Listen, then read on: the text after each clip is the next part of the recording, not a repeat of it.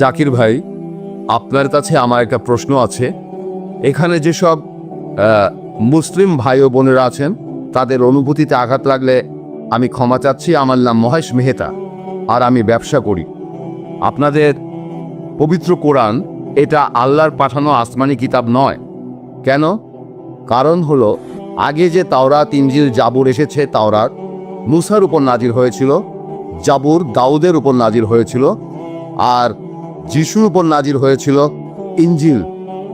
এই কিতাবগুলো বিকৃত হয়ে গেছে। তিনটা কিতাব আপনারা মুসলিমরা বলেন বইগুলো বিকৃত হয়ে গেছে। আর এছাড়াও আপনারা দেখবেন কোরআনে আহলে কিতাব বলে সম্বোধন করা হয়েছে ইহুদি ধর্মের অনুসারীদের আর খ্রিস্টানদেরকে। তাহলে যে বইটা মানে পবিত্র কোরআন আল্লাহ লিখেছেন, সেখানে তিনি বলবেন শ্রীকৃষ্ণের মতো, যেমন ভগবদ গীতায় এটা করার এটা করো না। তাই এই কিতাবটা একজন মানুষই লিখেছে। এখানে 25 জন নবীর নাম আছে, সেগুলো বাইবেলেও আছে সবগুলো। এই নবীদের নামগুলোই কোরআনে আছে।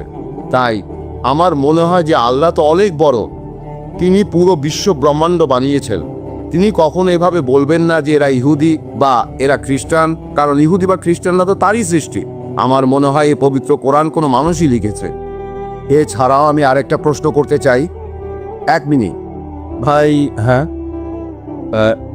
উনি আগে উত্তর দিক, তারপর আমি আবার প্রশ্ন করব। আচ্ছা। ভাই, আপনি প্রশ্ন করলেন, আর সত্যি বলতে আমি মহেশ ভাইকে চিনি সেই 1991 সাল থেকে। হ্যাঁ, তিনি আইআরএফ থেকে মুসলিমদের চাইতেও বেশি ভিডিও ক্যাসেট নিয়েছেন। তাই আইআরএফ এ ভিডিও ক্যাসেট আর লিটারেচার লিস্টে তার নাম সবার আগে আছে।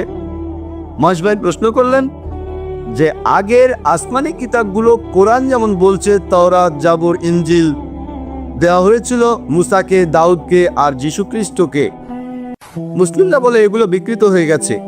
তাহলে পবিত্র কোরআনে যখন ইহুদিদের কথা বলা হয়েছে যে হে কিতাবীগণ, ইহুদি আর খ্রিস্টানরা যখন তাদের এভাবে সম্বোধন করা হচ্ছে, তাহলে কোরআনও কি কোনো মানুষ লিখেছে? ঠিক। আপনার প্রশ্নটা হলো ইহুদি আর খ্রিস্টানদের সম্পর্কে বলা হয়েছে কেন?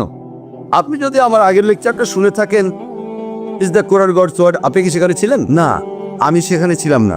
সেখানে আমি সব বিস্তারিতভাবে বলেছি, এখন আর সেগুলো রিপিট করব না। সেখানে বলেছি মানুষ কিভাবে অভিযোগ করে যে নবীজি নিজে এটা লিখেছেন, তিনি লিখেছেন, আর কেন লিখেছেন, ক্ষমতা বা অন্য কিছু ইত্যাদি। লেকচারটা ছিল 2 ঘন্টার, সেগুলো রিপিট করব না। তবে আপনার মূল প্রশ্নতে আসি। কোরআন বলছে যে হে কিতাবীগণ, তার মানে এর মানে দাঁড়াচ্ছে এই কোরআন লিখেছে একজন মানুষ। ভাই, কোরআন পড়লে দেখবেন, আর আপনি ঠিকই বলেছেন, কোরআনে 25 জন নবীর নাম বলা হয়েছে। আর এখানে যতজন নবী রাসূলের নাম বলা হয়েছে তারা সবাই ইহুদি। দেখবেন যে এই নামগুলো বাইবেলেও বলা হয়েছে। কোরআনের প্রায় 1/3 ইহুদিদের সম্পর্কে বলা হয়েছে। কেন?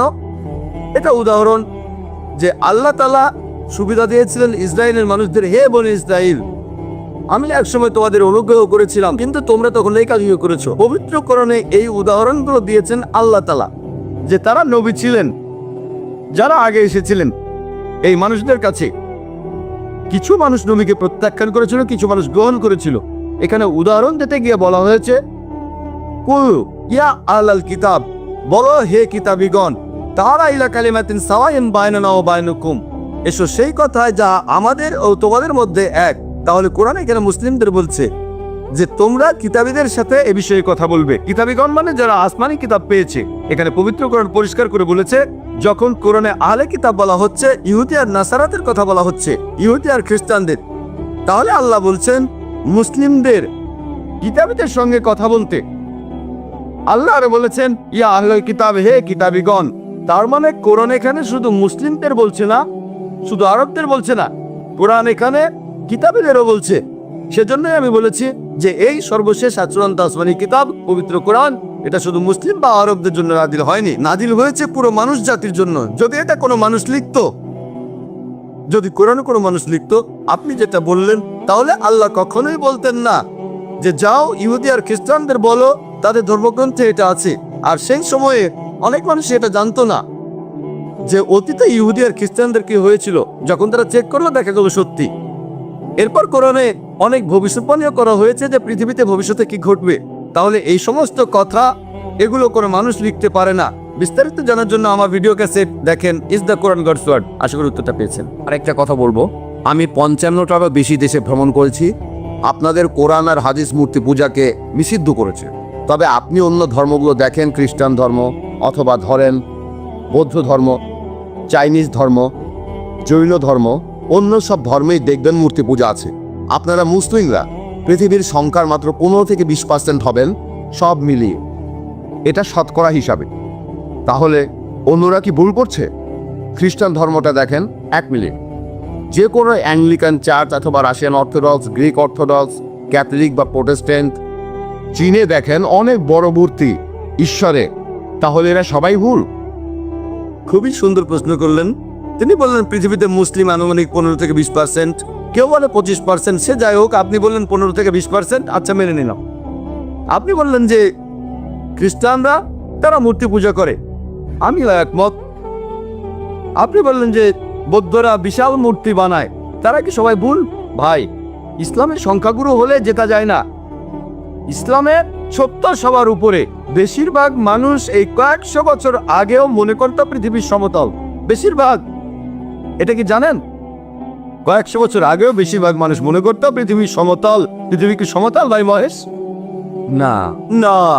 তাহলে বেশিরভাগ মানুষেরও ভুল হতে পারে।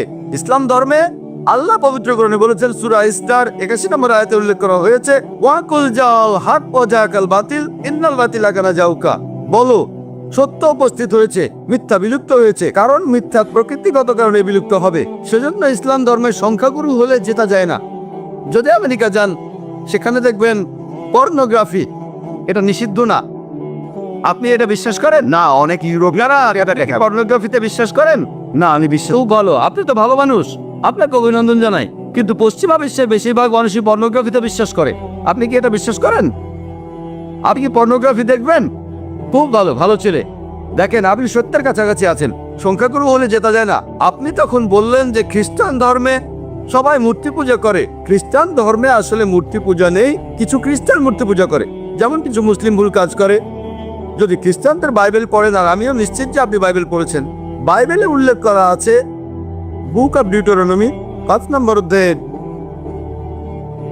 7 থেকে 9 নম্বর অনুচ্ছেদে বলা হয়েছে, তোমরা আমার কোনো প্রতিমূর্তি তৈরি করবে না। মহান স্রষ্টা তিনি বলেছেন, ওল্ড টেস্টামেন্টে আছে, তোমরা আমার কোনো প্রতিমূর্তি তৈরি করবে না। কোনো কিছুই না যেটার সাথে মিল আছে আকাশমণ্ডলের কিছু, পৃথিবীর কিছু, অথবা পৃথিবীর নিচের কিছু। তোমরা তাদের সেবা করবে না, তাদের কাছে নতজানু হবে না, কারণ আমি তোমাদের ঈশ্বর এবং প্রভু খুবই প্রতিহিংসা পরায়ণ। এই কথা আবারও আছে বুক অফ এক্সোডাস 20 নম্বর অধ্যায়ের 3 থেকে 5 অনুচ্ছেদে, যে তোমরা আমার কোনো প্রতিমূর্তি তৈরি করবে না, কোনো কিছুই না যার সাথে মিল আছে আকাশের কিছুর, পৃথিবীর কিছুর, অথবা পৃথিবীর নিচের কিছুর। তোমরা এদের সামনে নতজানু হবে না, সেবা করবে না, কারণ আমি তোমাদের ঈশ্বর এবং প্রভু খুবই প্রতিহিংসা পরায়ণ। তাহলে ওল্ড টেস্টামেন্ট অনুযায়ী মূর্তি পূজা নিষিদ্ধ কাজ। আর যীশু খ্রিস্ট নিজেই বলেছেন, এটা হচ্ছে গসপেল অফ ম্যাথিউ 5 নম্বর অধ্যায়ের 17 থেকে 20 অনুচ্ছেদে, মনে করো না আমি নবীদের আইন বাতিল করতে এসেছি, এগুলোকে বাতিল করতে আসিনি, পূরণ করতে এসেছি। তোমাদের মধ্যে যদি কেউ কোনো একটা আইন ভাঙে আর অন্য কেউ ভাঙতে বলে, সে তাহলে স্বর্গের রাজ্যে প্রবেশ করতে পারবে না। আর যে এই আইনগুলো মেনে চলবে, সে স্বর্গের রাজ্যে প্রবেশ করতে পারবে। যদি তাদের ন্যায়নিষ্ঠতা গ্রন্থে বলা ন্যায়নিষ্ঠার চাইতে বেশি না হয়, তাহলে তারা স্বর্গের রাজ্যে প্রবেশ করতে পারবে না। তাহলে যীশু খ্রিস্টের কথা অনুযায়ী আপনি যদি স্বর্গের রাজ্যে প্রবেশ করতে চান, আপনাকে তাহলে ওল্ড টেস্টামেন্টের সবগুলো আইন মানতে হবে, মুসা নবীর আইন মানতে হবে। রোস্টার কোনো প্রতিমা বানাবেন না। তারপরও মানুষ বানায়, কেন? সব খ্রিস্টানরা কিন্তু বানায় না, প্রোটেস্ট্যান্টরা বানায় না। খ্রিস্টান ধর্ম সম্পর্কে আপনার জ্ঞান বেশ কম, আপনি এখনো ছাত্র। ক্যাথলিকরা এটা করে, তারা মূর্তি বানায়। এজন্যই প্রোটেস্ট্যান্টরা প্রোটেস্ট করেছিল যে আপনাদের কাজটা ভুল। তাহলে বাইবেলের কথা অনুযায়ী সৃষ্টিকর্তার কোনো প্রতিমা বানাতে পারবেন না। আপনার কথা মানি। বেশিরভাগ হিন্দুই মূর্তি পূজা করে। আমি আগে বলেছিলাম, নাতাস্তি প্রতিমা আস্তি, মহান সৃষ্টিকর্তার কোনো প্রতিমা নেই, কোনো ছবি নেই, কোনো ভাস্কর্য নেই, তার কোনো মূর্তি নেই। আপনি কি মূর্তি পূজা করেন? হ্যাঁ, আমি করি। আচ্ছা, তাহলে তো বেদ মানছেন না। আমি আসলে সবগুলো ধর্মই মানি, সব ধর্মই এক, কারণ মহান ঈশ্বর সবগুলো ধর্ম সম্পর্কেই জানেন। ভাই, আপনি যদি সবগুলো ধর্মই বিশ্বাস করেন, তার মানে আপনি অন্য ধর্ম পালন করছেন কিনা জানি না, তবে হিন্দু ধর্ম পালন করছেন না। আপনি হিন্দু ধর্ম পালন করছেন না। আমি আপনাকে বলি, ঈশ্বর তো ঘুমাচ্ছেন না, তিনি সবই জানেন। তিনি তো সবকিছু সৃষ্টি করেছেন, সবকিছু, তাই তিনি সবগুলো ধর্ম সম্পর্কেই জানেন, যেমন ইসলাম। ভাই আপনি একবারে একটা প্রশ্ন করেন, লম্বা লাইন দেখা যাচ্ছে, এই প্রশ্নটার উত্তর দিচ্ছি, এরপরে লাইনের পেছনে গিয়ে দাঁড়াবেন, তারপর সময় আসলে প্রশ্ন করবেন, ঠিক আছে? প্রশ্ন করেছেন যে ঈশ্বর কি ঘুমাচ্ছেন? আল্লাহ এই কথার উত্তর দিয়েছেন পবিত্র কোরআনে সূরা বাকারার 255 নম্বর আয়াতে উল্লেখ করা হয়েছে। আল্লাহ বলেছেন, আল্লাহু লা ইলাহা ইল্লা হুয়াল হাইয়ুল কাইয়ুম লা তাখুযুহু সিনাতুন ওয়ালা নাওম, যে আল্লাহ অবিনশ্বর, চিরস্থায়ী, তিনি কারো মুখাপেক্ষী নন, তার নিদ্রার প্রয়োজন হয় না, তন্দ্রা তাকে স্পর্শ করে না, বিশ্রামের প্রয়োজন হয় না। আমাদের ঘুমানোর প্রয়োজন হয়, আমাদের বিশ্রাম নেওয়ার প্রয়োজন হয়, আল্লাহ তাআলার ঘুমানোর প্রয়োজন হয় না। আল্লাহ তাআলা পবিত্র কোরআনে বলেছেন, তিনি যদি চাইতেন তাহলে পৃথিবীর প্রত্যেকটা মানুষকে বানাতে পারতেন মুসলিম হিসেবে, মুসলিম বানাতে পারতেন। আল্লাহর পক্ষে খুবই সোজা, শুধু কুন ফায়াকুন। তবে এই জীবনটা পরকালের জন্য পরীক্ষা। আল্লাহ আপনাকে পরীক্ষা করছেন, আমাকেও পরীক্ষা করছেন। আল্লাহ যদি চান আপনি আর কখনো মূর্তি পূজা করবেন না, তাহলে তো পরীক্ষাটা থাকলো না। পরীক্ষাটা হচ্ছে আল্লাহ আপনাকে কিছু আইন দিয়েছেন, এখন আপনি সেগুলো মানবেন কি মানবেন না। আপনি নাকি সবগুলো ধর্মই মানেন, কিন্তু আপনি তো হিন্দু ধর্ম মানছেন না, আপনি তো ইসলাম মানছেন না, আপনি তো খ্রিস্টান ধর্ম মানছেন না, শিখ ধর্ম মানছেন না, বৌদ্ধ ধর্ম মানছেন না। আমাকে এমন কোন কথা দেখান যেখানে ধর্মপদ বলছে, বৌদ্ধ যে কোনো গ্রন্থ বলছে যে বুদ্ধ তার মূর্তি বানাতে বলেছেন। তিনি কখনোই বলেননি। বুদ্ধ কবে হয়েছেন? আগামীকাল ধরেন কোন মুসলিম যে নবীজি মুহাম্মদ সাল্লাল্লাহু আলাইহি সাল্লামের মূর্তি বানালো, সে যদি মূর্তি বানিয়ে তার পূজা করে, আমি বলবো সেটা ভুল। নবীজি কখনোই তার মূর্তি বানাতে বলেননি। এখন কিছু মানুষ যদি কোনো ভুল কাজ করে থাকে, হোক তারা সংখ্যালঘু বা সংখ্যাগুরু, সেটা তখন সত্যি হয়ে যায় না। গৌতম বুদ্ধ কখনোই তার মূর্তি বানাতে বলেননি। এখন কেউ এই মূর্তিগুলোর বিরুদ্ধে গেলে সে আসলে বৌদ্ধদের ধর্ম পালনে সাহায্য করছে। শুধু বুদ্ধের একটা বিশাল মূর্তি বানিয়েছে বলেই তারা বুদ্ধকে মানে, এমনটা কিন্তু ঠিক না। সেজন্য আমি বলেছি, যদি কোনো ধর্মকে বুঝতে চান, অনুসারীদের দেখবেন না, ভাই মহেশ আমাকে দেখবেন না, ধর্মগ্রন্থগুলোকে দেখেন, পবিত্র কোরআন দেখেন, পবিত্র কোরআন পড়েন, আপনাদের বেদ পড়েন, যেগুলো কমন সেগুলো মেনে চলেন, আর যেগুলো কমন না সেগুলো পরে দেখবেন। আপনি নাকি সব ধর্মের পালন করেন, আপনি তো হিন্দু ধর্ম মানছেন না, খ্রিস্টান ধর্ম মানছেন না, ইসলাম ধর্ম মানছেন না, সবগুলো তো পরের কথা। আমি বলছি অন্তত পক্ষে কমন জিনিসগুলো আপনি মেনে চলেন, যেগুলো কমন না সেটা নিয়ে পরে কথা বলবো। আপনি তো কমন জিনিসগুলো মেনে চলছেন না, সবগুলো মানা তো পরের কথা। যেদিন আপনি মূর্তি পূজা বন্ধ করবেন, সেদিন আমি কথা বলতে পারবো যে আপনি সবগুলো ধর্মের সবচেয়ে প্রধান কথাটা মানছেন। যেদিন আপনি মুহাম্মদ সাল্লাল্লাহু আলাইহি সাল্লামকে সর্বশেষ ও চূড়ান্ত নবী হিসেবে মানবেন, সেদিন বলতে পারবো আপনি বেশিরভাগ প্রধান ধর্মের সবচেয়ে প্রধান দুটো কথা মানছেন। আশা করি উত্তরটা পেয়েছেন। গুড ইভিনিং ডক্টর, আমার নাম জয় জাজিদিয়া। আমি এবছর ইঞ্জিনিয়ারিং পাস করেছি। আর প্রথমেই বলি, আমি এই প্রথমবারের মতো আপনার লেকচার শুনতে এসেছি। আর বিভিন্ন ধর্মগ্রন্থের উপর আপনার দখল সত্যিই প্রশংসনীয়। আপনি যথেষ্ট আত্মবিশ্বাসী, আর অনেক মুসলিম আছেন তারা আপনার কথা মানে। এখন আপনার কাছে আমার প্রশ্নটা কিছুটা রাজনৈতিক। আপনার কাছে আমার প্রশ্নটা হলো, আপনি কি মুসলিম ভাই বোনদের এই উপদেশ দেবেন যে তারা মহাত্মা গান্ধীর নীতিগুলো অনুসরণ করবে? যেমন ধরেন অহিংস আন্দোলন আর সত্যাগ্রহ, এই সব আন্দোলনের মাধ্যমেই আমরা ব্রিটিশদের কাছ থেকে স্বাধীনতা পেয়েছি। আমি সবগুলো ধর্মগ্রন্থকেই শ্রদ্ধা করি, যেমন কোরআন, গীতা, বাইবেল। তবে আমার মনে হয় আমার প্রথম পরিচয়টা হলো আমি একজন ইন্ডিয়ান। তাহলে মুসলিম ভাই বোনদের উপদেশ দেবেন মহাত্মা গান্ধীর নীতিগুলো অনুসরণ করতে, যেমন অহিংস আন্দোলন, সত্যাগ্রহ, অথবা মহাত্মা গান্ধীর অন্য যে কোনো নীতি? ভাই আপনি প্রশ্ন করলেন যে আমি কি মুসলিম ভাই বোনদের মহাত্মা গান্ধীর নীতি অনুসরণ করতে বলবো, তারপর বললেন যে মহাত্মা গান্ধীর যে কোনো নীতি, যেমন অহিংসা নীতি আর সত্যগ্রহ। সরি, আমি পরিষ্কার করে বলি, মহাত্মা গান্ধীর যে কোনো নীতি। আপনার প্রশ্নটা বুঝতে পেরেছি। আপনি বললেন নীতিগুলো মানে সবগুলো নীতি, তারপরে বললেন যে কোনো নীতি। আমি দুটোরই উত্তর দিচ্ছি। মহাত্মা গান্ধীর যে নীতিগুলো আছে, যেগুলো কোরআনের সাথে মিলে যায়, আল্লাহর কথার সাথে মিলে, আমাদের নবীজির কথার সাথে মিলে যায়, আমার কোনো আপত্তি নেই। মুসলিমদের বলবো সেই নীতিগুলো পুরোপুরি মেনে চলেন। যেমন ধরেন সত্যাগ্রহ আন্দোলন, মহাত্মা গান্ধী অহিংসা আন্দোলন, একই কাজ নবীজিও করেছিলেন। এমন না যে তিনি মহাত্মা গান্ধীকে অনুসরণ করেছেন, মহাত্মা গান্ধী নবীজিকে অনুসরণ করেছেন, এ ব্যাপারে পরে বলছি। আমাদের নবীজির নবুয়ত লাভের পরবর্তী সময়টা যদি দেখেন, তখন আনুমানিক 13টা বছর তিনি মক্কায় ছিলেন। তিনি অনুসারীদের বললেন, খুনোখুনি নয়। অনেক অমুসলিম ইসলাম গ্রহণ করেছিল, যারা ছিল দুর্ধর্ষ যোদ্ধা। তিনি বললেন, তোমাদের জিহাদ হলো সবর। সবর মানে ধৈর্য ধরা। অনেক মুসলিমকে হত্যা করা হয়েছিল।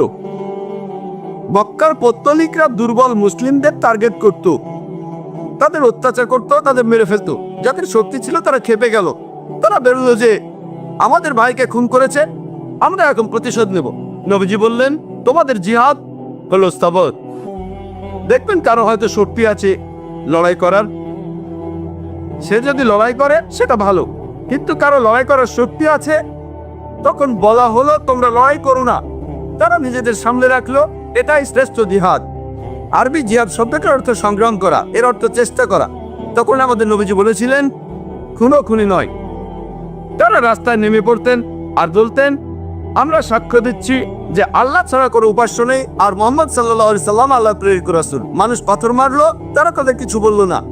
তাদের অত্যাচার করা হলো, কিন্তু তারা প্রতিশোধ নিল না। নবীজি তায়েফে গেলেন, লোকে পাথর মারলো, তিনি কিছুই বললেন না। তাহলে এটা হলো একটা পদ্ধতি, তবে এই পদ্ধতিটাই সব নয়। আগে আমি উত্তরটা শেষ করি। না স্যার, ডক্টর জাকিরের কথা শেষ হলে তারপর প্রশ্ন করবেন, একটু ধৈর্য। আচ্ছা আচ্ছা, ঠিক। আপনি প্রশ্ন করেছেন, আমি সেটার উত্তর দিচ্ছি। মহাত্মা গান্ধী এই নীতি, এই অহিংসা নীতি অনেক ক্ষেত্রে কাজে লাগবে, কিন্তু এখন যদি ইন্ডিয়া সরকারকে বলেন যে এই লোকটা ডাকাতি করছে, এটা অপরাধ, অ্যারেস্ট করবেন না। এই লোকটা ধর্ষণ করছে, এটা অপরাধ, কিন্তু অ্যারেস্ট করবেন না, ইন্ডিয়া সরকার কি এটা মানবে? সব দেশে দেখবেন যে পুলিশ বাহিনী আছে। এই পুলিশ সে দেশের শান্তি আর নিরাপত্তা নিশ্চিত করতে মাঝে মধ্যে তারা বল প্রয়োগ করে অপরাধীদের বিরুদ্ধে, যাতে শান্তি বজায় থাকে। আপনি ইন্ডিয়ার সরকার বা বোম্বে পুলিশ কমিশনারকে বলতে পারবেন না যে দেখেন মহাত্মা গান্ধী অহিংসার কথা বলেছেন, তাই যে ডাকাতি করছে তাকে করতে দিন। তাকে শুধু বলেন ডাকাতি করবেন না। ধরেন কেউ আপনার বোনকে ধর্ষণ করছে, শুধু বলেন ধর্ষণ করবেন না, এটা হচ্ছে অহিংসা নীতি। এই নীতিতে সব কাজ হয় না। ইসলাম ধর্মে জুলম বলে একটা শব্দ আছে। জুলম, জুলম আরবিতে এই শব্দটার অর্থ হতে পারে উৎপীড়ন, আর যে এই উৎপীড়ন করে তাকে বলা হয় জালিম, একজন জালিম। আর জুলমটা বেশি জালিম যে মানুষ এই উৎপীড়ন বন্ধ করতে পারে কিন্তু তারপরেও করে না। নবীজি মুহাম্মদ সাল্লাল্লাহু আলাইহি সাল্লাম বলেছেন, সহিহ মুসলিমে উল্লেখ আছে, যদি খারাপ কাজ হতে দেখো তোমার হাত দিয়ে তা থামাও। যদি হাত দিয়ে থামাতে না পারো তাহলে তোমার মুখ দিয়ে থামাও। যদি মুখ দিয়ে থামাতে না পারো তাহলে মনে মনে অভিশাপ দাও, আর মনে মনে অভিশাপ দিলে তুমি হবে সবচেয়ে নিচু স্তরের মুমিন, সবচেয়ে নিচু স্তরের মুসলিম। যদি আপনি দেখেন কেউ ধর্ষণ করছে, মহাত্মা গান্ধী বলেছেন ধর্ষণ করবেন না। তখন যদি আপনার তাকে থামানোর সামর্থ্য থাকে, আপনার হাত দিয়ে তাকে থামান। সে হয়তো আপনার বোন না, হয়তো আপনার মা না। যদি দেখেন কেউ ধর্ষণ করছে, তাকে হাত দিয়ে থামাতে পারলে আপনার হাত দিয়ে থামান। যদি সেটা না পারেন, যদি দুর্বল হন, শরীরে শক্তি না থাকে, মুখে বলেন ভাই সাহেব ধর্ষণ করবেন না, বলাৎকার করবেন না, ভাই ধর্ষণ করবেন না। আপনার মুখে তাকে বলেন। যদি ভাবেন আমি মুখে বারণ করলে লোকটা আমাকে মেরে ফেলবে, অন্তত পক্ষে মনে মনে অভিশাপ দেন। তাহলে পরিস্থিতির উপর নির্ভর করে কাজের পদ্ধতিও বদলাবে। নবীজি যখন মদিনায় গেলেন, একসময় শান্তি বজায় ছিল। তারা হুদাইবিয়ার সন্ধি করলো। মক্কার মুশরিকরা মুসলিমদের সাথে তখন একটা চুক্তি করলো, মুশরিকরা চুক্তি ভঙ্গ করল। তারপর যুদ্ধ বেড়ে গেল। আল্লাহ তাআলা তখন বললেন, যুদ্ধক্ষেত্রে কাফিরদের দেখলে ভয় পেও না, লড়ো, হত্যা করো, পরিস্থিতির উপর নির্ভর করবে। একজন বিখ্যাত ইতিহাসকের কথা অনুযায়ী মাইকেল এইচ হার্ট তার একটা বইতে তিনি পৃথিবীর ইতিহাসে 100 জন প্রভাবশালী মানুষের কথা বলেছেন। 1 নম্বরে তিনি বলেছেন মুহাম্মদ সাল্লাল্লাহু আলাইহি সাল্লামের কথা। শুধুমাত্র এই জন্যই কথাটা বলছি না, তিনি এখানে আরো বলেছেন মহাত্মা গান্ধী সম্পর্কে। মাইকেল এইচ হার্ট খুব বিখ্যাত ঐতিহাসিক, ইতিহাসের 100 জন প্রভাবশালী মানুষের কথা বলার পরে তিনি সেখানে বেশ কিছু কথা বলেছেন। এখানে তিনি তখন মহাত্মা গান্ধী সম্পর্কে বলেছেন। তিনি লিখেছেন যে মহাত্মা গান্ধী এই সত্যাগ্রহ আন্দোলন, যেটা ছিল তখনকার গুরুত্বপূর্ণ আন্দোলন, এটার জন্যই নাকি ব্রিটিশরা তখন ফিরে গিয়েছে। কিন্তু তিনি বলেছেন যদি এই আন্দোলনটা না হতো তারপরও ইন্ডিয়া ঠিকই স্বাধীন হয়ে যেত। এটা বলেছেন বিখ্যাত ঐতিহাসিক মাইকেল ছাট। তাহলে যেটা বুঝতে পারি, পরিস্থিতির উপর নির্ভর করে কাজের পদ্ধতিটা ঠিক করতে হবে। সব সময় অহিংসা নীতি চলবে না। মাঝে মধ্যে দেশে শান্তি বজায় রাখার জন্য আমাদের বল প্রয়োগ করতে হয়। যেমন দেখেন, প্রত্যেক দেশে পুলিশ বাহিনী থাকে, আইন প্রয়োগ করে। কেউ যদি কোনো কিছু নিয়ে বাড়াবাড়ি করে, ধর্ষণ করে, ডাকাতি করে, নিরীহ মানুষদের ক্ষতি করে, তখন শেষ উপায় হিসেবে প্রত্যেক দেশের পুলিশ যেমন বল প্রয়োগ করে, একইভাবে ইসলাম বলছে যে শেষ উপায় হিসেবে, শেষ অবলম্বন হিসেবে মাঝে মধ্যে শান্তি বজায় রাখার জন্য বল প্রয়োগ করতে হয়। আশা করি উত্তরটা পেয়েছেন। আর কিছু বলতে চাইলে এখন বলতে পারেন। না স্যার, উত্তরে আমি সন্তুষ্ট। আপনাকে অনেক সেজন্য বলেছিলাম বাধা দেবেন না, এটা আমার পেশা, আমি এই কাজটাই করি। পুরো উত্তরটা শুনলে তারপর বুঝতে পারবেন। আমি শুরু করলে যদি হাত তোলেন, যখনই আপনি আপনার হাতটা তুলছেন আপনার মাথায় তখন প্রশ্নটা ঘুরছে, আমার উত্তরটা শুনছেন না। যখন আপনি শুনেছেন মনোযোগ দিয়ে ইনশাল্লাহ, তাহলে বুঝতে পারবেন। না পারলে ইনশাল্লাহ আপনি আরো সুযোগ পাবেন। এছাড়া আমি এখানে উপস্থিত সব মুসলিম ভাই বোনদের অনুরোধ করব, আপনারা ডাক্তার জাকির নায়কের মতো একজন অসাধারণ মানুষকে পেয়েছেন। দয়া করে আপনারা সবাই উনাকে অনুসরণ করবেন। অবশ্য এমন অনেক মানুষই আছে যারা ঠিক পুরোপুরি মেনে চলে না। আশা করি যে মুসলিম ভাই বোনেরা ইসলাম ধর্ম পালন করবে পুরোপুরি, আর ইন্ডিয়াকে গর্বিত করবে।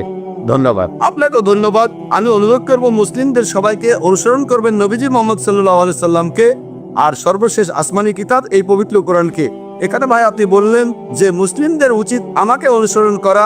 আমি অনুরোধ করব তখনই আমাকে অনুসরণ করবেন যখন আমি কোরআন আর সহিহ হাদিস অনুসরণ করব। তাই আমি বলবো আমাকে অনুসরণ করার কথা বললেন, আমি বলবো আমাকে অনুসরণ করবেন না, কোরআন আর সহিহ হাদিসের সাথে মিললে অনুসরণ করবেন। যদি কোরআন আর সহিহ হাদিসের সাথে না মিলে তাহলে ডক্টর জাকির নায়কও জিরো। জাকির নায়কেরও তখন কোনো মূল্য নেই। আমি যা বলছি সেটা যদি চূড়ান্ত আসমানি কিতাব পবিত্র কোরআনের সাথে মিলে আর শেষ নবী মুহাম্মদ সাল্লাল্লাহু আলাইহি সাল্লামের কথার সাথে মিলে তাহলে অনুসরণ করবেন। আমি অনুরোধ করব আমার কথার সাথে কোরআন আর হাদিসের মিল থাকলে তবে অনুসরণ করবেন। হ্যাঁ বোন, এবারে পরের প্রশ্ন। আসসালামু আলাইকুম, আমি ভাগ্যশ্রী সাওয়ান। আমি অমুসলিম। এখানে সবার সামনে আমি ইসলাম গ্রহণ করতে চাই, কারণ আমি চাই কিয়ামতের দিন আপনারা আমার কাছে সাক্ষ্য দেবেন। আশহাদু আন্না ইল্লাল্লাহ, আশহাদু আন্না মুহাম্মাদু রাসূলুল্লাহ। মাশাআল্লাহ বোন, উনি ডক্টর জাকিরের সাথে কথাগুলো আরেকবার বললে ভালো। এখন আমি বলছি আর আমার সাথে সাথে আপনিও বলুন। আশহাদু আল্লা ইলাহা না ইলাহা ইল্লাল্লাহ ওয়া আশহাদু আন্না ওয়াশহাদু আন্না মুহাম্মাদান মুহাম্মাদান আবদুহু ওয়া রাসূলুহু। রাসূলুল্লাহ। আমি সাক্ষ্য দিচ্ছি আমি সাক্ষ্য যে আল্লাহ ছাড়া কোনো উপাস্য নেই আল্লাহ ছাড়া কোনো উপাস্য নয়, আর নবীজি মুহাম্মদ আর মুহাম্মদ সাল্লাল্লাহু আলাইহি সাল্লাম সাল্লাল্লাহু আলাইহি সাল্লাম হলেন মহান আল্লাহ তাআলার প্রেরিত পুরুষ। হলেন আল্লাহ তাআলার প্রেরিত পুরুষ। শান্তির দরজা আপনাকে স্বাগতম বোন। আমাদের এই এক্সিবিশন অ্যান্ড কনফারেন্সে এই 10 দিনে অনেক মানুষই ইসলাম ধর্ম গ্রহণ করেছেন। আমাদের বক্তাদের কাছে বিভিন্ন প্রশ্ন করা হয়েছে, তারা বুঝেছেন যে এটাই হচ্ছে একমাত্র সমাধান মানুষের জন্য। আপনাকে অনেক ধন্যবাদ বোন, আর আল্লাহর কাছে দোয়া করছি যেন আপনি জান্নাতে যেতে পারেন, পৃথিবীতেও শান্তি পান আর পরকালেও শান্তি পাবেন ইনশাআল্লাহ। প্রশ্নটা আমার অমুসলিম বান্ধবীর, সে তার পরিচয় দিতে অনিচ্ছুক। ঠিক আছে, আপনার বান্ধবীর হয়ে আপনি প্রশ্নটা করতে পারেন। আমার বান্ধবী এমবিএ এর ছাত্রী। তার প্রশ্ন হলো, আল্লাহকে কেন আল্লাহ বলে ডাকা হয়, অন্য কোনো নামে ডাকা হয় না কেন? বোন, আপনি প্রশ্ন করলেন যে আল্লাহকে কেন আল্লাহ বলে ডাকা হয়, ও নামে কেন ডাকা হয় না। এর উত্তর আছে পবিত্র কোরআনের সূরা ইসরায় 110 নম্বর আয়াতে উল্লেখ করা হয়েছে। পবিত্র কোরআনে বলা হয়েছে, কুলিদুল্লাহ আবিদুর রহমান আয়ামাত আদু ফালাল আসমাউল হুসনা। তোমরা তাকে ডাকো আল্লাহ বলে অথবা রহমান বলে ডাকো, তোমরা তাকে যে নামেই ডাকো ডাকানো, সকল সুন্দর নামগুলি তো তাহারই। আপনি মহান স্রষ্টা আল্লাহ সুবহানাহু ওয়া তাআলাকে ডাকতে পারেন যে কোনো নামে, তবে সেটা হতে হবে সঠিক নাম, সেটা হবে বিশুদ্ধ নাম, এমন নাম হবে যেটা তিনি নিজে দিয়েছেন। পবিত্র কোরআন এবং সহিহ হাদিসে আল্লাহর নাম উল্লেখ আছে ৯৯টা। আর রহমান, আর রাহিম, আল কারিম, আল হাকিম, পরম দয়ালু, পরম করুণাময়, পরম জ্ঞানী, সব মিলিয়ে ৯৯টা। আর সবার উপরে সেটা আল্লাহ। আর এই কথাটা যে সুন্দর নামগুলো আল্লাহর, এটা সূরা ইসরার ১১০ নম্বর আয়াতে উল্লেখ আছে। এছাড়াও সূরা তাহার ৮ নম্বর আয়াতে উল্লেখ করা হয়েছে। সূরা আরাফের ১৮০ নম্বর আয়াতে আছে। সূরা হাশরের ২৪ নম্বর আয়াতে আছে। এখানে আল্লাহ বলেছেন যে সুন্দর নামগুলি সেগুলো আল্লাহর। আর সবচেয়ে শ্রেষ্ঠ নাম আল্লাহ। এখন আমরা মুসলিমরা আল্লাহ তাআলাকে কেন আরবিতে আল্লাহ বলে ডাকি, কেন ইংরেজিতে গড বলে ডাকি না? আসলে এর কারণটা হচ্ছে অন্য সব নামগুলো আর শব্দ সেগুলোকে আমরা বিকৃত করতে পারি। যেমন ধরেন ইংরেজিতে গড শব্দটা যদি গডের পরে একটা এস লাগাই, এটা হবে গডস, ঈশ্বরের বহুবচন। আল্লাহর কোনো বহুবচন হয় না। কুল হুয়াল্লাহু আহাদ, বলো তিনি আল্লাহ এক, অদ্বিতীয়। যদি গডের পরে DESS যোগ করেন, এটা হবে গডেস, মহিলা ঈশ্বর। ইসলামে পুরুষ আল্লাহ বা মহিলা আল্লাহ বলে কিছু নেই। আল্লাহ সুবহানাহু ওয়া তাআলার কোনো লিঙ্গ নেই। যদি গডের পরে ফাদার যোগ করেন, সেটা হবে গড ফাদার, সে আমার গড ফাদার, সে আমার অভিভাবক। ইসলাম ধর্মে আল্লাহ আব্বা বা আল্লাহ ফাদার বলে কিছু নেই। যদি গডের পরে মাদার যোগ করেন, সেটা হবে গড মাদার। ইসলাম ধর্মে আল্লাহ মাদার বা আল্লাহ আম্মি বলে কিছু নেই। যদি গডের আগে ৩ শব্দটা জুড়ে দেন, সেটা হবে ৩ গড, অর্থাৎ নকল ঈশ্বর। ৩ আল্লাহ বলে কিছু নেই ইসলামে। আর এই জন্যই আমরা মুসলিমরা আমরা আল্লাহ তাআলাকে ডাকি আরবি শব্দ আল্লাহ বলি। আর এই কারণে এই আল্লাহ শব্দটা বেশিরভাগ প্রধান ধর্মগ্রন্থগুলোতেই দেখতে পাবেন। যদি শিখ ধর্মগ্রন্থ করেন, সেখানে মহান সৃষ্টিকর্তার একটা বৈশিষ্ট্য বলা হয়েছে আল্লাহ। যদি খ্রিস্টানদের বাইবেল পড়েন, গসপেল অফ মার্ক 15-34 অনুচ্ছেদে আছে, গসপেল অফ ম্যাথিউ 27-46 অনুচ্ছেদে আছে, বলা আছে যে যীশু খ্রিস্টকে যখন ক্রুশবিদ্ধ করা হলো, তিনি বলেছিলেন আল্লাহ আল্লাহ লামা সাবাক্তানি, ঈশ্বর ঈশ্বর কেন তুমি আমাকে ত্যাগ করলে? এই আল্লাহ আল্লাহ লামা সাবাক্তানি শুনে কি মনে হয় ঈশ্বর ঈশ্বর কেন তুমি আমাকে ত্যাগ করলে? না। তবে এটার যদি আরবি করেন, এটা হবে আল্লাহ আল্লাহ লামা তারাক্তানি, একই রকম। এই হিব্রু আর আরবি ভাষাটা তো একই রকম। আর আপনারা ধর্মীয় ডিকশনারিতে দেখবেন, সেখানে বলা হয়েছে আল্লাহ বা আল্লাহ একই কথা, আল্লাহ ALAH একই। তাহলে আল্লাহ শব্দটা বাইবেলেও আছে, হিন্দু ধর্মগ্রন্থেও আছে, বেদে উল্লেখ করা আছে। একটা আলাদা উপনিষদ আছে যার নাম আল্লাহ উপনিষদ। তাহলে এই আল্লাহ শব্দটা, এই শব্দটা উল্লেখ করা হয়েছে বিভিন্ন প্রধান ধর্মগ্রন্থে। এটাই হলো স্রষ্টার সবচেয়ে সঠিক ও শুদ্ধ নাম। আশা করি উত্তরটা পেয়েছেন। স্যার, আমার নাম গিল রয়, বোম্বেতে থাকি, আমি ব্যবসা করি। আমাকে সুযোগ দেওয়ার জন্য ধন্যবাদ। প্রশ্ন করার জন্য অনুষ্ঠানটা বেশ উপভোগ করেছে, এই প্রথম এসেছি। আমার প্রশ্নটা ধর্মান্তরিত হওয়া প্রসঙ্গে, ইসলামে আসা অথবা বের হয়ে যাওয়া। এখন অনেক মুসলিম দেশেই ইসলাম থেকে কেউ অন্য ধর্ম গ্রহণ করতে পারে না। কিছু দেশে জবরদস্তি করা হয় বা মৃত্যুদণ্ড দেয়া হয়। তবে ভুল হলে শুদ্ধ দেখেন, আমি ঠিক জানি না।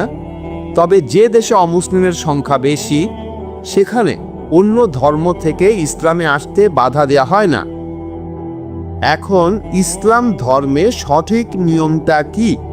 কারণ আপনার লেকচারেই বললেন ইসলাম ধর্মে কোনো জবরদস্তি নেই, আর পৃথিবীর লক্ষ লক্ষ মানুষ ইসলাম ধর্ম গ্রহণ করছে। তাহলে ধর্মান্তরিত হতে বাধা দেয়া হচ্ছে কেন? তারা কি ঠিক করছে? এখানে অনুমতি দিলে অসুবিধা কোথায়? কেউ যদি স্বেচ্ছায় ইসলাম ধর্ম ত্যাগ করতে চায়, তাকে বাধা দেওয়া হবে কেন? আপনি আমেরিকাকে দেখেন, সেখানে বেশিরভাগ মানুষ খ্রিস্টান, তাদের বেশিরভাগই খ্রিস্টান ধর্মের অনুসারী। যদি তারা ধর্ম পরিবর্তনে বাধা দেয়, যদি ইসলাম ধর্ম গ্রহণে বাধা দেয়, সেরকম হলে আপনি কি বলবেন? ভাই, আপনি খুব সুন্দর প্রশ্ন করেছেন, খুবই ইম্পর্টেন্ট প্রশ্ন। প্রশ্নটা দুটো অংশ। প্রথম অংশে আপনি বলেছেন যে কিছু মুসলিম সংখ্যাগরিষ্ঠ দেশে কেন ধর্ম পরিবর্তন বা প্রচার করতে দেয়া হয় না, সেখানে অন্য ধর্ম প্রচার করতে পারবেন না, ধর্মান্তর নিষিদ্ধ। সেখানে কোনো মুসলিম তার ধর্ম পরিবর্তন করতে পারে না, মূল প্রশ্ন। এটাই প্রথম অংশ। দ্বিতীয় অংশে ধর্মান্তর হলে মৃত্যুদণ্ড কেন? আমেরিকাতে যদি এখন ধর্মপ্রচার নিষিদ্ধ হয়, ধর্মান্তর নিষিদ্ধ হয়, তখন আমি কি বলবো? খুব সুন্দর প্রশ্ন ভাই। আপনি যদি কোনো ধর্মপ্রচারের কথা বলেন, এমন কিছু দেশ আছে যেমন ধরেন সৌদি আরব, সেখানে অন্য ধর্মপ্রচার নিষিদ্ধ। আমার জানা মতে একটা দেশই আছে যেখানে অন্য ধর্মপ্রচার নিষিদ্ধ, সেটা সৌদি আরব।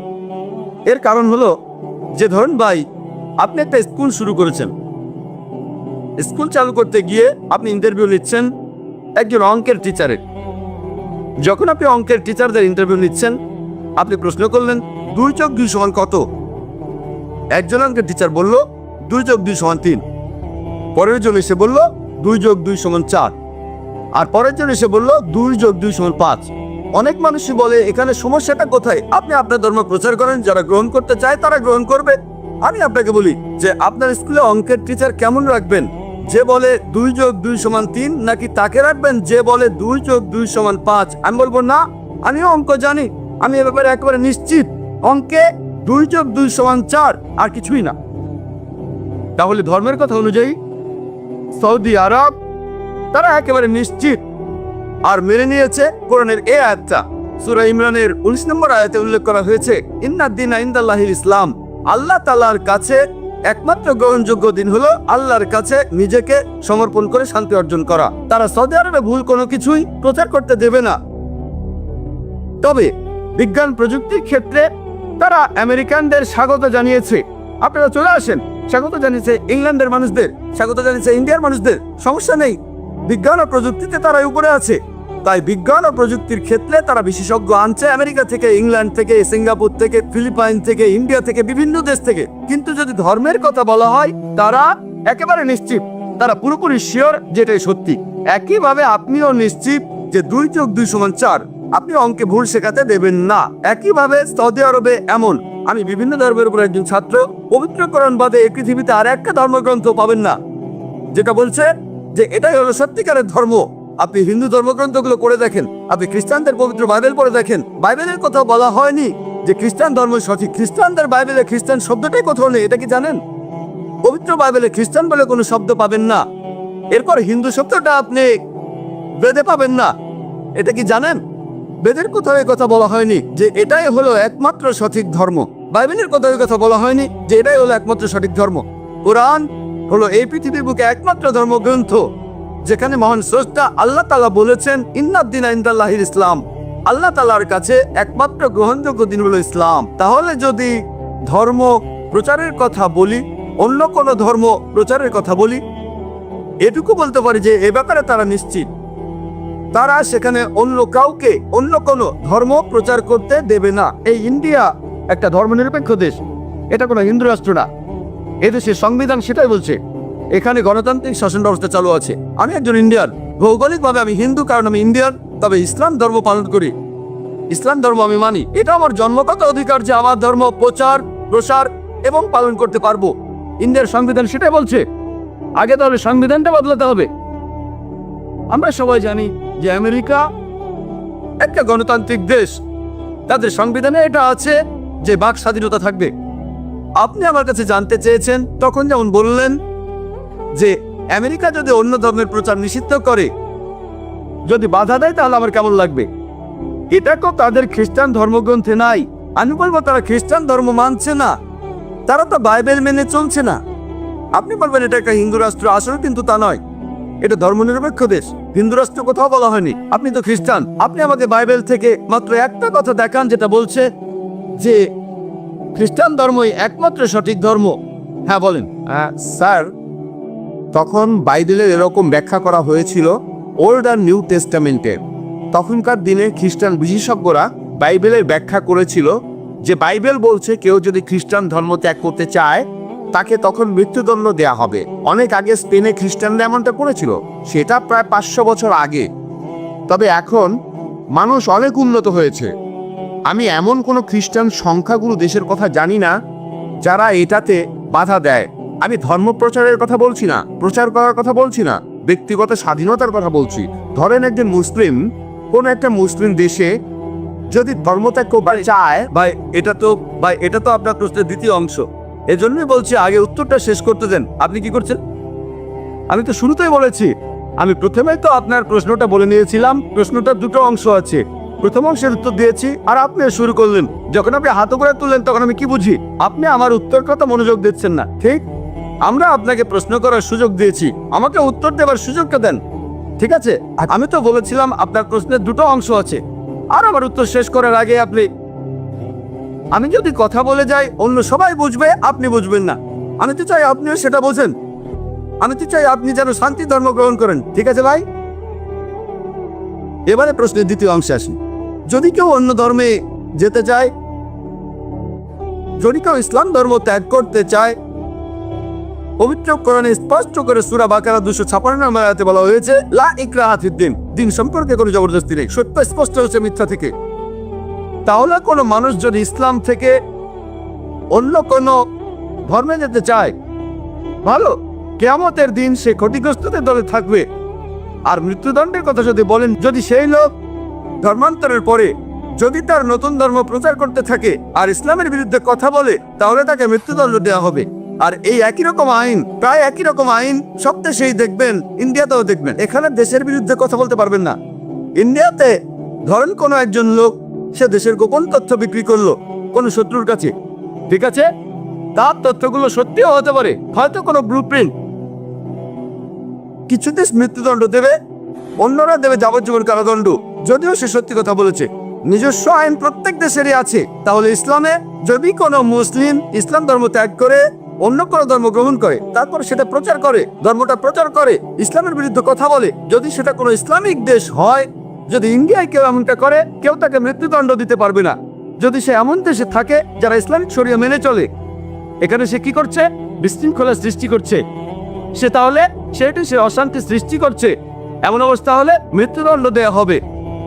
সব মুসলিম দেশ কিন্তু ইসলামিক শরিয়া মেনে চলে না, এ কথাটা জেনে রাখেন। হাতে কোনো কয়েকটা দেশ কেউ এই আইনগুলো মানে, কেউ ওই আইনগুলো মানে। আমি এমন দেশের কথা জানি না যারা 100% ইসলামিক শরিয়া প্রয়োগ করে, আমি জানি না, এমন দেশের কথা জানি না। তাহলে আপনার এই কথা বুঝতে হবে যে মুসলিম দেশে ইসলামিক শরিয়া প্রচলিত আছে, আর তেমন দেশে যদি এরকম কোনো ঘটনা ঘটে, যেমন ইন্ডিয়ায় কেউ যদি দেশের গোপন তথ্য বেচে দেয়, তাকে কারাদণ্ড দেওয়া হবে। কত বছরের আমি জানি না, মৃত্যুদণ্ডও হতে পারে। আমেরিকার ক্ষেত্রে একই ঘটনা। সেই একইভাবে এই মুসলিম দেশের আইন হলো এটা, সে দেশে ইসলামিক আইনে শাসন কাজ চালানো হয়। তাহলে আশা করি উত্তরটা পেয়েছেন। হ্যাঁ ভাই, পরের প্রশ্ন। গুড ইভিনিং স্যার, আমার নাম সুভাষ কামরে, আমি কেমিস্ট্রি ডিপার্টমেন্টের লেকচারার, থানা কলেজের। আপনার লেকচারের শুরুতেই আপনি বললেন যে কোরআন মানুষ জাতির জন্য শান্তির কথা বলে। আর আমার প্রশ্নটা হলো, ইসলাম যদি শান্তির কথা বলে, তাহলে পৃথিবীর বিভিন্ন দেশের তরুণ সব মুসলিমরা তারা কেন সন্ত্রাসবাদের দিকে ঝুঁকে পড়েছে? এসব করেছে জিহাদের নাম। এই জিহাদ বিষয়টা আসলে কি? ধন্যবাদ স্যার। ভাই একটা সুন্দর প্রশ্ন করেছেন যে ইসলাম আর কোরআন যদি শান্তির কথা বলে মানুষের জন্য, তাহলে বিভিন্ন দেশে কেন তরুণ মুসলিমরা আর বিভিন্ন বয়সের মুসলিমরা তারা যুদ্ধ করছে আর জিহাদের কথা বলছে? এই জিহাদ কথার অর্থ কি? এই জিহাদ শব্দটার অর্থ যদি জানতে চান, জিহাদ এসেছে আরবি শব্দ জাহাদা থেকে, যার অর্থ চেষ্টা করা, এর অর্থ সংগ্রাম করা। তাহলে জিহাদ শব্দটার অর্থ চেষ্টা আর সংগ্রাম করা। জিহাদের অর্থ পবিত্র যুদ্ধ না। পবিত্র যুদ্ধ এটার আরবি শব্দ হচ্ছে হারবুম মুকাদ্দাসা। পবিত্র কোরআনের কোন জায়গায় হারবুম মুকাদ্দাসা লেখা নেই, সহিহ হাদিসেও পাবেন না। এটা একটা ভুল অনুবাদ যেটা করেছে মিডিয়া, পশ্চিমা বিশেষজ্ঞরা। পবিত্র যুদ্ধ শব্দটা নেই। জিহাদের অর্থ পবিত্র যুদ্ধ না, জিহাদ অর্থ চেষ্টা আর সংগ্রাম করা। এরপরে ইসলামিক পরিভাষায় এর অর্থ চেষ্টা আর সংগ্রাম করা মানুষ জাতির উন্নতির জন্য। এর অর্থ চেষ্টা আর সংগ্রাম করা পৃথিবীর মানুষের শান্তির জন্য। আরেকটা অর্থ আত্মরক্ষার জন্য যুদ্ধক্ষেত্রে চেষ্টা আর সংগ্রাম করা। আরেকটা অর্থ অত্যাচারের বিরুদ্ধে চেষ্টা আর সংগ্রাম করা। জিহাদের অর্থ চেষ্টা আর সংগ্রাম করা। এবার আপনার প্রশ্নটা আসি যে তাহলে এইসব তরুণ মুসলিমরা পৃথিবীর বিভিন্ন দেশে তারা যুদ্ধ করছে। 1 নম্বর পয়েন্ট, এমন সম্ভাবনা আছে, আর কথাটা সত্যি, যে কিছু মুসলিম আছে যারা আসলে বিপদগামী, তারা বিপদে চলে গেছে। তারা বলে যে ইসলামী যুদ্ধের অনুমতি আছে, প্রসঙ্গ ছড়ায় উদ্ধৃতি দেয়, তবে এদের সংখ্যা খুবই কম। আমার মতে প্রধান কারণটা হলো মিডিয়া আমাদের এভাবে দেখাচ্ছে। যেমন ইন্ডিয়ায় খবরের কাগজগুলোতে আমরা প্রায় দেখি যে কাশ্মীরের মুসলিম সন্ত্রাসীরা অনেক মানুষ মেরেছে, হেডলাইন প্রত্যেক দিনই দেখবেন। আমি কাশ্মীরে প্রথম গিয়েছিলাম 2003 সালে। তখন ভাবছিলাম আমি যাব কি যাব না। ওখানে অনেক গোলযোগ। প্রথমবারের মতো কাশ্মীরে 14 বছর পরে কাশ্মীরের সরকার কোনো পাবলিক লেকচারের অনুমতি দিল। সেই লেকচারে অনেক মানুষ ছিল, প্রায় 1 লক্ষ মানুষ। সেখানে পোলো গ্রাউন্ডে, সেটা ছিল শ্রীনগরে। আর যখন সেখানে গেলাম দেখলাম চারপাশে বন্দুক নিয়ে দেহরক্ষী। ভাবলাম এটা আবার কি, তবে সেখানে কোনো সমস্যা হয়নি। পরের বছরে আসামে গেলাম, যখন এয়ারপোর্টে নামলাম বন্দুক হাতে 4 দেহরক্ষী আসলো। বললাম এটা আবার কি, অবস্থা ভালো না, এই আসামে কেন, কি হয়েছে? সেখানে দেহরক্ষী না থাকলে আজ আমি এখানে থাকতাম না। কিন্তু খবরের কাগজে আমরা কি দেখি যে আসামে হত্যা আর অরাজকতা চলছে। কাশ্মীরের চাইতে আসামে অনেক বেশি মানুষ মারা গেছে। এলটিটির ব্যাপারে কে বলে? এলটি চেনেন? তামিল, তাদের বলা হয় তামিল টাইগার্স, হিন্দু সন্ত্রাসী বলা হয় না কেন? যখন কাশ্মীরি মুসলিমরা করে তখন তারা বলে মুসলিম সন্ত্রাসী। যখন আসামের হিন্দুরা করে তাহলে সেটা স্থানীয় সমস্যা, যদি এলটিটি করে স্থানীয় সমস্যা। ইন্ডিয়ার অবস্থা সম্পর্কে জানেন এমন কাউকে জিজ্ঞেস করেন, সে আপনাকে বলবে বেশিরভাগ হত্যা সেটা করেছে মাওয়িস্টরা। এদের কথা কাগজে কতবার দেখি আমরা। এদের খবরটা হয়তো আসবে ছোট করে যে এতজন লোক আসামে মারা গেছে, ছোট করে। মুসলিমরা যদি করে হেডলাইন। কেন? সব জায়গাতে কিছু কুলাঙ্গার থাকে। একবার একজন আমাকে বলেছিল কাশ্মীরের ব্যাপারটা এটা আসলে আমাদের দেশের জন্য সমস্যা। আসাম কি দেশের জন্য সমস্যা না? শুধুমাত্র কাশ্মীর কি দেশের জন্য সমস্যা? 2 জায়গাতেই স্বাধীনতার যুদ্ধ চলছে আর নিরীহ কাশ্মীরিরা নাজেহাল হচ্ছে। সব জায়গায় তারা অপদস্থ হচ্ছে। যদি আফগানিস্তানে যান সেখানে আপনি কি দেখবেন? আমেরিকানরা সেখানে গেল আর তাদের বললো সন্ত্রাসী। তারপর আপনি দেখেন প্যালেস্টাইন, ইহুদিরা, হিটলার তাদের বের করে দিয়েছিল, জার্মানি থেকে তাড়িয়ে দিল। প্যালেস্টাইনিরা, আরব জ্ঞাতি ভাইরা, তারা বললো আহলানা সাহলান, আমাদের ঘরে আপনাদের স্বাগতম। চিন্তা করেন, একজন লোকের ঘর নেই, মাথায় ছাদ নেই, আপনি তাকে আপনার ঘরে নিয়ে আসলেন, কয়েকদিন পরে সে আপনাকে তাড়িয়ে দিল, আপনি দরজায় দাঁড়িয়ে বলতে লাগলেন ও আমার ঘর কেড়ে নিয়েছে, আমার ঘর ফিরিয়ে দাও, তখন আপনি সন্ত্রাসী। এটা কি? দেখতেই পাচ্ছেন, এই হলো মিডিয়া। এটা মিডিয়া। তাহলে দেখবেন বসনিয়াতে কি হয়েছিল, মুসলিমদের হত্যা করা হলো। আমি আপনার সঙ্গে একমত, মুসলিমরাও সেখানে যুদ্ধ করেছিল, কিন্তু তাদের উপর অবিচার হয়েছে। মানবতা বলে কিছু নেই। প্যালেস্টাইনের ঘটনার কি উত্তর দেবেন? অথবা ধরেন ইরাক, তাদের নাকি রাসায়নিক অস্ত্র আছে। আমি সাদ্দাম হোসেনের পক্ষে বলছি না, আমি তাকে ভালো মুসলিম মনে করি না, তবে সাদ্দামের সময় ইরাকে কিছু সমস্যা ছিল, আমেরিকানরা আসার পরে সেগুলো অনেক গুণ বেড়ে গেছে। ঠিক সেই রাসায়নিক অস্ত্র কোথায় গেল? যেহেতু জর্জ বুশ বলেছে যাও আক্রমণ করো, তাই আক্রমণ। যে লোকটা সবচেয়ে বেশি মানুষের মৃত্যুর জন্য দায়ী সে হলো জর্জ বুশ। 1 নম্বর সন্ত্রাসী হলো জর্জ বুশ।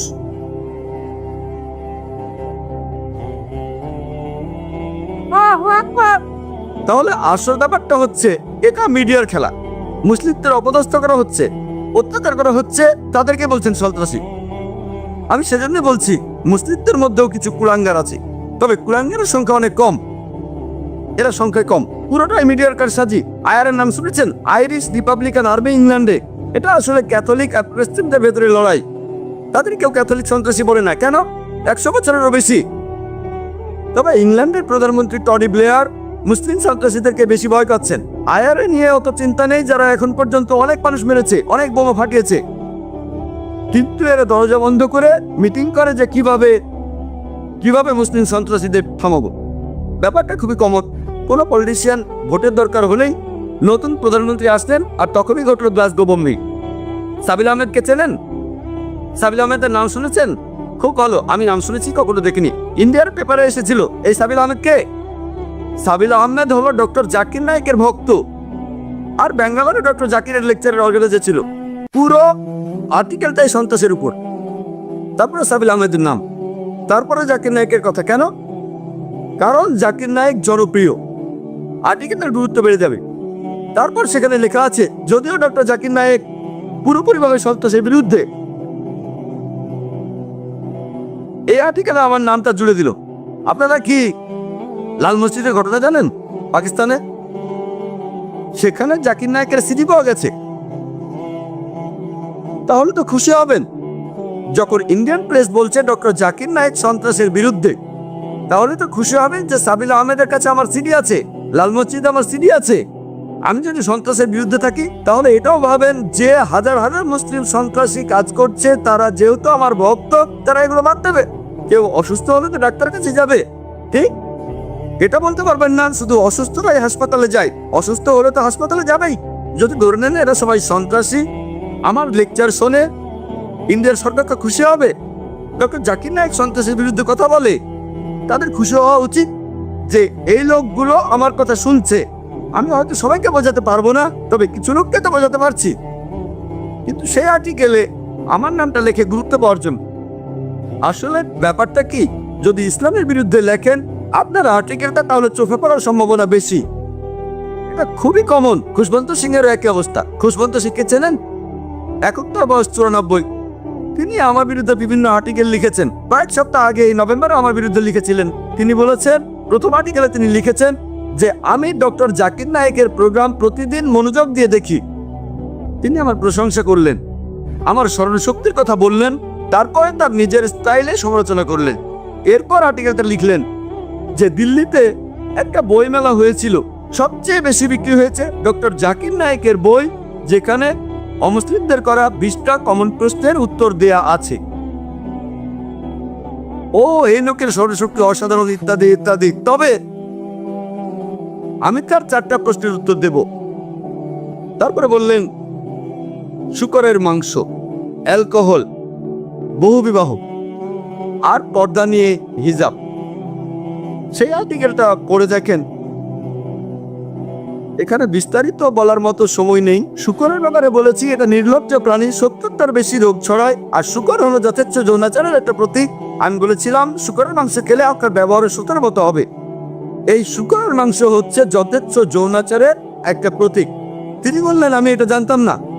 তারপর বললেন যে পশ্চিমা দেশগুলোতে সবাই শূকরের মাংস খায়, সেখানে তো কাউকে অসুস্থ হতে দেখি না। দেখেন, ডাক্তাররা আমাদের বলে পতিতালয়ে গেলে এইডস হতে পারে, তবে পতিতালয়ে যারা যায় তাদের সবার এইডস হয় না। পার্সেন্টেজটা খুবই কম, খুব কম মানুষেরই সেটা হয়। একইভাবে শূকরের মাংস যারা খায় তাদের সবার এই রোগগুলো হয় না। তবে এখন আমেরিকানদের অর্ধেকেরও বেশি মানুষ হাইপার টেনশনে ভুগছে। এর একটা কারণ শূকরের মাংস খাওয়া। তারপর অ্যালকোহল নিয়ে বলেছেন, ডক্টর জাকির নায়েক বলেছেন অ্যালকোহল খেয়ে এই রোগগুলো হতে পারে। তিনি বললেন যে কোরআন অ্যালকোহলের বিরুদ্ধে না, কোরআন আসলে মাতাল হওয়ার বিরুদ্ধে। এখন তিনি কোরআনের ব্যাখ্যা করছেন। এই হলো মিডিয়া। তিনি লিখলেন আমার বয়স এখন 94 বছর। আমার জীবনে প্রত্যেক দিনই আমি মদ খেয়েছি। আমি কখনোই মাতাল হইনি, কখনো অসুস্থও হইনি, আর আমি কখনোই কোনো মানুষকে আহত করিনি।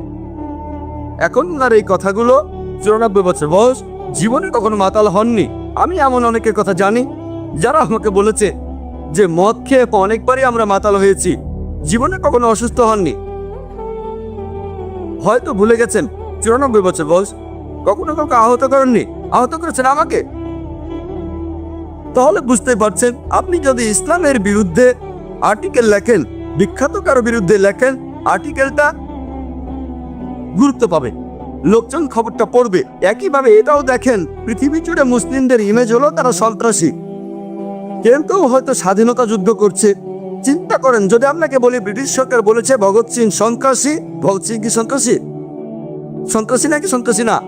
ইয়েস স্যার, ভগৎ সিং কি সন্ত্রাস ছিলেন? কাজটা সন্ত্রাসীর মতো ছিল। কিন্তু আপনার মতে কি সন্ত্রাসী? আমার মতো তিনি সন্ত্রাসী ছিলেন না। যেহেতু ব্রিটিশ সরকার বলেছে ভগৎ সিং একজন সন্ত্রাসী, তার মানে এই না যে সে কথাটা আমাদের মেনে নিতে হবে।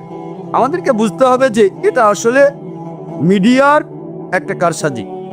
সেজন্য আজকের লেকচারের টপিকটা সেরকম ছিল, যেন শান্তিতে থাকতে পারি। আশা করি উত্তরটা পেয়েছি। ধন্যবাদ স্যার। প্রশ্ন করবেন? হ্যাঁ, আমি ছিলাম সন্ধ্যা, এখন আমি জারা বিলাল খান। আমি ইসলাম গ্রহণ করেছি। আপনি আপনার লেকচারে বললেন যে ইসলাম মূর্তি বা মূর্তি পূজায় বিশ্বাস করে না, তবে কেরালায় এমন একটা জায়গা আছে যেখানে একটা মূর্তি দেখা যায়, যেটা পাথর থেকে উঠে এসেছে আর এটা বাড়ছে। এটা তাহলে এরকম কেন? বোন, আপনি প্রশ্ন করলেন যে ইসলামে মূর্তি পূজা নেই, কিন্তু তিনি জানেন যে কেরালার কোনো একটা জায়গায় সেখানে কোনো একটা পাহাড়ের ভেতর থেকে একটা মূর্তি বের হয়ে আসছে আর সেটা বাড়ছে। কিভাবে সেটা বাড়ছে আপনার প্রশ্ন, তার মানে এই মূর্তিটার ভেতর কিছু আছে। বোন, আপনি কি জানেন যে পাহাড়ও বড় হয়? এটা কি জানেন? হ্যাঁ, যদি এটা জানেন তাহলে মূর্তিও তো বেড়ে উঠতে পারে। তার মানে এই না, এমন না যে সেই মূর্তির ভেতর জীবন আছে। না, মূর্তিটা পাথরের ভেতর থেকেই এসেছে।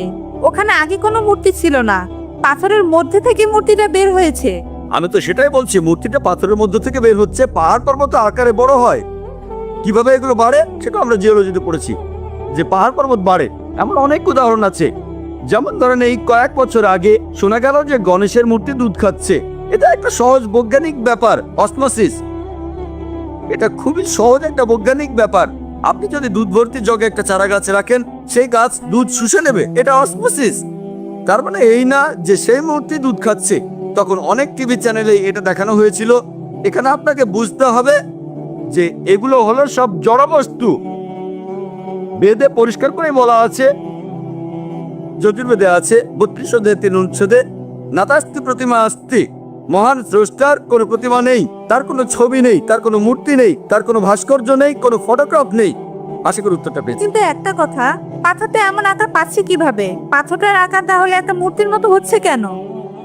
বোন, আজকের কথা যদি বলেন তাহলে মানুষও কোনো কোনো আকার দিতে পারে, যন্ত্রপাতি দিয়ে প্রাকৃতিকভাবে কোনো আকার তৈরি হতে পারে। এটা খুবই স্বাভাবিক। এমন অনেক কথা শোনা যায় যে একটা গাছ আছে, দেখলেন লেখা আছে ওম, অথবা কোনো গাছে লেখা লা ইলাহা ইল্লাল্লাহ। এই সমস্ত ব্যাপার আসলে একেবারে গুরুত্বহীন। আমরা এখানে কথা বলছি সত্য নিয়ে। বোন, অনেক পাহাড় আছে দেখতে মানুষের মুখের মতো, এমনটা দেখেছেন আপনি? এটা প্রকৃতির খেলা। পাথরের আকার থাকলে সেটা অলৌকিক হয়ে যায় না। আমরা মেনে চলবো বেদের কথা, কোরআনের কথা, বাইবেলের কথা, যেটা বলছে মহান সৃষ্টিকর্তার প্রতিমূর্তি নেই। পাথরকে একটা মানুষের মতো হতে পারে, কোনো ছবির মতো হতে পারে, একটা মূর্তির মতো হতে পারে। তার মানে এই না যে সেটা ঈশ্বর। ধন্যবাদ, ঠিক আছে। আর এইসব পাথর দেখবেন বিভিন্ন ছবি আর মূর্তি, এগুলো পড়ে গেলে ভেঙে যায়। যখন সে নিজেকে সাহায্য করতে পারে না, তখন আমাদের কিভাবে সাহায্য করবে? আশা করি উত্তরটা পেয়েছি। ধন্যবাদ, ঠিক আছে। প্রণাম গুরু, আমার নাম বিলাস কাটবে। আমি নায়ার হসপিটালের মেডিকেলের ছাত্র। আমার মতে আমরা খুবই ভাগ্যবান যে মানুষ হিসাবে জন্মাতে পেরেছি। প্রাণী হিসাবে আমরা আলাদা, লক্ষ লক্ষ বছরের বিবর্তনের মাধ্যমেই এটা সম্ভব হয়েছে। তাই আপনার মতে আমাদের এই মূল্যবান জীবন কোন কাজে লাগানো উচিত? মানে আমাদের জীবনের সবচেয়ে গুরুত্বপূর্ণ কাজটা কি? আমাদের এই জীবনের আসল উদ্দেশ্যটাই কি হওয়া উচিত? ভাই বলবেন, আপনি নায়ার হসপিটালে মেডিকেল স্টুডেন্ট। আপনাকে বলি, আমিও নায়ার হসপিটাল থেকে পাশ করেছি। আমিও একই মেডিকেল কলেজ থেকে করেছি, নায়ার হসপিটাল। পাশ করেছি 1991 সালে, আনুমানিক 16 বছর আগে। ভাই প্রশ্ন করলেন যে আমরা এই মানুষের জীবন পেয়েছি, এখন এই জীবনটাকে কিভাবে কাজে লাগাবো? আল্লাহ পবিত্র কোরআনে বলেছেন, সূরা জারিয়াতের 56 নম্বর আয়াতে উল্লেখ করা হয়েছে, ওমা খালাকতুল জিন্না ওয়াল ইনসা ইল্লা লিয়াবুদুন। আমি সৃষ্টি করেছি জিন এবং মানুষকে শুধু আমার ইবাদতের জন্য। ইবাদত মানে তাকে মেনে চলা। তাই পৃথিবীটা আমাদের জন্য শ্রেষ্ঠ কর্তব্য আল্লাহ তাআলার নির্দেশগুলো মেনে চলা, যাতে শান্তিতে থাকতে পারি ইহকালে এবং পরকালে। মানুষ জাতির যিনি স্রষ্টা, তিনি প্রশ্নটা সঠিক উত্তর দিতে পারবেন। পবিত্র কোরআনে সূরা মুলকের 2 নম্বর আয়াতে উল্লেখ করা হয়েছে, আল্লাহ জি খালাকাল মাউতা ওয়াল হায়াতা। আল্লাহ তাআলা সৃষ্টি করেছেন মৃত্যু এবং জীবন পরীক্ষা করার জন্য তোমাদের মধ্যে কর্মে কে উত্তম। পৃথিবীতে আমাদের এই জীবন, এটা পরকালের জন্য পরীক্ষা। আমরা সবাই পরীক্ষা দিচ্ছি। আর আপনি যদি আল্লাহ তাআলার আদেশগুলো মানেন আর তার কথা মতো যদি জীবনযাপন করেন আর শান্তি বজায় রাখেন, আল্লাহর কাছে নিজের ইচ্ছাকে সমর্পণ করে, তাহলে আপনি ইহকালেও সফল হবেন, পরকালেও সফল হবেন। আশা করি উত্তরটা পেয়েছেন। হ্যাঁ, কিন্তু আমরা যারা তরুণ, আমাদের কোন কাজটা করা উচিত? আচ্ছা, আপনারা কি করবেন? আপনারা এই কোরআন পড়বেন, পবিত্র কোরআন পড়েন, কোরআনের কথাগুলো নিজের জীবনে প্রয়োগ করেন। যদি আপনারা বেদ পড়েন, দেখবেন বেদাও বলছে ঈশ্বরের কথা, মূর্তি পূজা চলবে না। পবিত্র বেদ বলছে ভবিষ্যতে একজন ঋষি আসবেন, ভবিষ্যতে কল্কি অবতার আসবেন, সবাইকে ভালো জিনিস দেখাবেন। এই কল্কি অবতার হলেন মুহাম্মদ সাল্লাল্লাহু আলাইহি সাল্লাম। এই কোরআন আল্লাহ তাআলার সর্বশেষ চূড়ান্ত আসমানি কিতাব। নাজিল হয়েছে শেষ ও চূড়ান্ত নবী মোহাম্মদ সাল্লাল্লাহু সাল্লামের উপর। এই কোরআন পড়েন, মেনে চলেন, তাহলে শান্তিতে থাকতে পারবেন ইহকালে, আর পরকালেও শান্তিতে থাকবেন। আশা করি উত্তরটা পেয়েছেন। Thank you sir. হ্যাঁ বল। আমার নাম আরতি, আমি একজন অমুসলিম। আপনার কাছে আমার প্রশ্নটা হলো, তার আগে আমি আপনাকে এই জ্ঞানগর্ভ লেকচারের জন্য ধন্যবাদ জানাচ্ছি। আমি আজকে ইসলাম ধর্ম সম্পর্কে অনেক কিছু জেনেছি। আপনার লেকচারে শুনেছি, আমি যতখানি বুঝেছি যে ইসলাম এমন একটা ধর্ম যেটা বিশ্বাস করে শান্তি, সাম্যবাদ এবং বিজ্ঞানসম্মত যুক্তিবাদী চিন্তায়। এমনটা যদি হয়ে থাকে তাহলে ইসলাম কিভাবে আল্লাহর ধারণায় বিশ্বাস করে, অথবা ইসলাম কিভাবে বেহেশত বা জান্নাতকে বিশ্বাস করে, যদি সেটা যুক্তিবাদী হয়?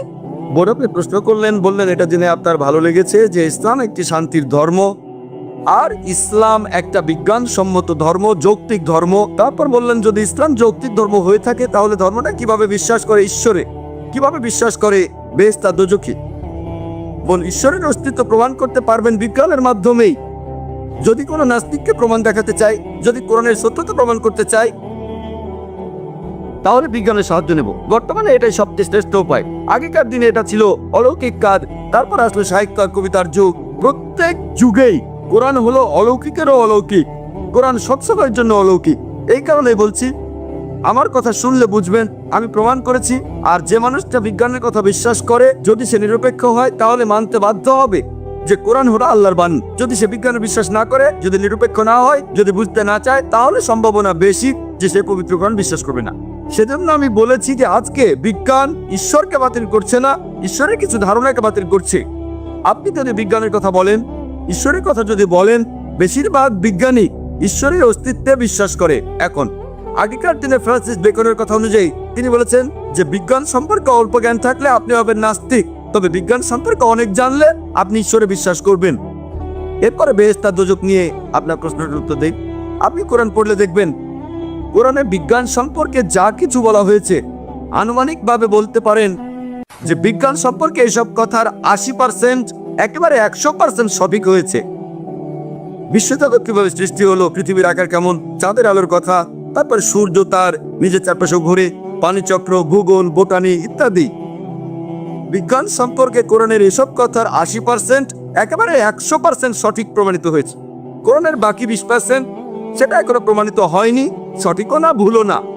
আমার যুক্তি বলে যখন 80% একেবারে পুরোপুরি সঠিক আর বাকি 20% সঠিকও না ভুলও না, এই 20%-এর 0.1%ও ভুল বলে প্রমাণিত হয়নি। আমার যুক্তি বলে যে ইনশাল্লাহ আল্লাহর ইচ্ছায় বাকি 20% সঠিক হবে। তাহলে বেহেশত আর দোজখ, ফেরেশতা, জিন, বিজ্ঞান এখনো অতটা উন্নত হয়নি। বিজ্ঞান হয়তো এতটুকু উন্নত হয়েছে যে কোরআনের 80% বৈজ্ঞানিক কথাগুলো যাচাই করে দেখতে পারবে। আগামীকাল হয়তো 50 বছর পরে, 100 বছর পরে, 200 বছর পরে বিজ্ঞান তখন বেহেশত নিয়ে কথা বলবে, দোজখ নিয়ে কথা বলবে, জিন নিয়ে কথা বলবে। আমার বিচার বুদ্ধি বলে এটা কোনো অযৌক্তিক বিশ্বাস না, বিশ্বাস না যুক্তিসঙ্গত। যখন 80% পুরোপুরি সঠিক বলে প্রমাণিত, বাকি 20%-এর 0.1%ও ভুল বলে প্রমাণিত হয়নি। কোনো বিজ্ঞানী বলতে পারবে না, বিজ্ঞান দিয়ে প্রমাণ করতে পারবে না দোজখ বলে কিছু নেই, বিজ্ঞান দিয়ে এটাও প্রমাণ করতে পারবে না যে বেহেশত বলে কিছু নেই। শুধু বলতে পারবে আমি জানি না, এটা থাকতেও পারে নাও থাকতে পারে, প্রমাণিত হয়নি। আমার যুক্তি বলে এই 20% এখনো ভুল বা সত্য প্রমাণিত হয়নি, বাকি 80% পুরোপুরি সঠিক। একজন বিজ্ঞান মনস্ক মানুষ হিসেবে, একজন যুক্তিবাদী মানুষ হিসেবে আমি বলবো যে ইনশাআল্লাহ আল্লাহর ইচ্ছায় বাকি 20% সঠিক হবে। সেজন্য আমি বিশ্বাস করি দোজখে, বিশ্বাস করি বেহেশতে, এছাড়াও আমি ফেরেশতা আর জিন বিশ্বাস করি। আশা করি উত্তরটা পেয়েছেন। আমার কিছু ব্যাপার পরিষ্কার করা প্রয়োজন, কিছু ব্যাপারে জানা দরকার। এই প্রশ্নের সাথে প্রাসঙ্গিক। হ্যাঁ স্যার, আপনি এখন বললেন যে বিজ্ঞান ও আল্লাহর ধারণায় বিশ্বাস করে, ইসলামও সেটাই বিশ্বাস করে। সেখানে এসব ব্যাপার নিয়ে কি ব্যাখ্যা দেয়া হয়েছে আল্লাহ আর বেহেশত দোজখ সম্পর্কে? বোন, আপনি আমার পুরো লেকচার শুনেছেন? হ্যাঁ। আপনি কি আমার গত লেকচারটা শুনেছিলেন, is the Quran God's word? না স্যার, আজকেই প্রথম এসেছে। এখানে আমি 15 মিনিটে সেই কথাগুলো বলেছি যেটা আসলে 2 ঘন্টার লেকচার। আপনাকে অনুরোধ করব আপনি আমার ভিডিও ক্যাসেটটা জোগাড় করেন, is the Quran God's word. সেখানে প্রমাণ করেছি যে কোরআন আল্লাহর বাণী। নাস্তিকের সামনে ঈশ্বর